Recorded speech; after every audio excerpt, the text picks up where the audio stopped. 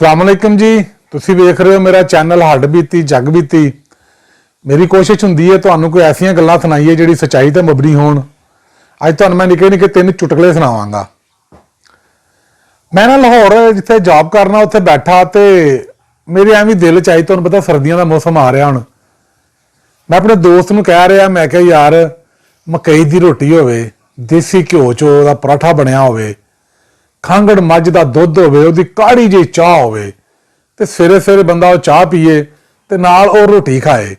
ਇੱਕ ਅਧਕੜ ਜੀ ਉਮਰ ਦਾ ਬੰਦਾ ਉੱਠ ਕੇ ਆਇਆ, ਆ ਕੇ ਆਂਦਾ ਜਾਂ ਤੇ ਸਾਨੂੰ ਲਿਆ ਕੇ ਦਿਓ ਤੇ ਜਾਂ ਐਵੇਂ ਸਾਡੇ ਮੂੰਹ 'ਚ ਪਾਣੀ ਨਾ ਲਿਆਓ। ਅਸੀਂ ਭਾਈ ਚੁੱਪ ਕਰ ਗਏ। ਇਸ ਤਰ੍ਹਾਂ ਬਲੋਚਿਸਤਾਨ ਤੋਂ ਮੇਰੇ ਘਰ ਮਾਸ਼ਾਅੱਲਾ ਮਹਿਮਾਨ ਆਉਂਦੇ ਨੇ ਤੇ ਮੇਰਾ ਇੱਕ ਬੜਾ ਪਿਆਰਾ ਦੋਸਤ ਆਇਆ ਤਾਂ ਬੜਾ ਸੰਜੀਦਾ ਰਹਿੰਦਾ ਹੈ, ਸੰਜੀਦਾ ਬਿਲਕੁਲ। ਉਹ ਜੁਗਤ ਵੀ ਬੜੀ ਸੰਜੀਦਗੀ ਨਾਲ ਕਰਦਾ। ਮੈਨੂੰ ਨਾ ਇੱਕ ਦੋਸਤ ਨੇ ਮੈਸੇਜ ਕੀਤਾ, ਸਾਗ ਮਕਈ ਦੀ ਰੋਟੀ ਲੱਸੀ ਮੱਖਣ ਕਿ ਆਓ ਤੁਹਾਨੂੰ ਖਵਾਈਏ। ਮੈਂ ਕਿਹਾ ਨਹੀਂ ਯਾਰ ਅਸੀਂ ਤੇ ਸ਼ਹਿਰ ਆ ਤੇ ਪਿੰਡ ਸਾਡੇ ਕੋਲ ਨਹੀਂ ਆਇਆ ਜਾਣਾ, ਕੰਮ ਹੈ। ਕਹਿੰਦਾ ਫਿਰ ਮੈਂ ਲੈ ਆਵਾਂ। ਮੈਂ ਕਿਹਾ ਨਹੀਂ ਤੁਹਾਡੀ ਮਿਹਰਬਾਨੀ, ਤੁਸੀਂ ਨਾ ਤਕਲੀਫ ਕਰੋ।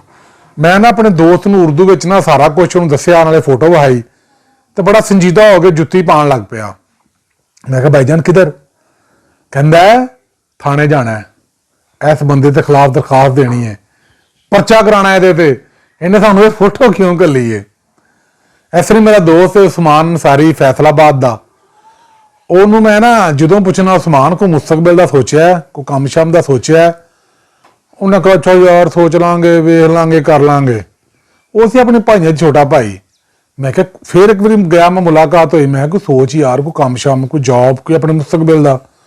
ਆਉਂਦਾ ਭਰਾਵਾ ਨਿਆਣੇ ਖੜਾ ਛੱਡਦੇ ਨੇ, ਭਾਬੀਆਂ ਰੋਟੀ ਦੇ ਛੱਡਦੀਆਂ ਨੇ, ਕੱਪੜੇ ਇਸਤਰੀ ਕਰ ਛੱਡਦੇ ਨੇ, ਗੁਜ਼ਾਰਾ ਹੋਣ ਡਿਆ, ਜੋ ਸਿਰ ਤੇ ਪਏਗੀ ਵੇਖੀ ਜਾਏਗੀ।